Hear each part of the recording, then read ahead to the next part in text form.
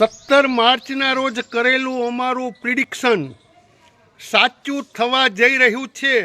આપ જોઈ રહ્યા છો ગુજરાતમાં ચૂંટણીનો માહોલ, શાસક પક્ષો સામે ઊભા થઈ રહ્યા છે મોટા મોટા પ્રશ્નો।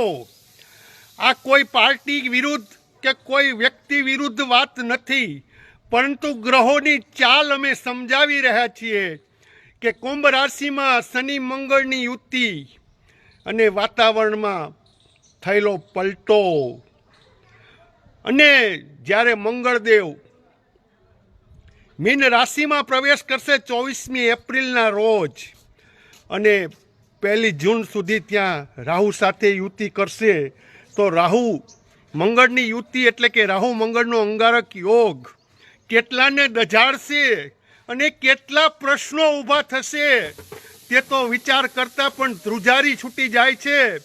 તો આ છે ગ્રહોની ચાલ।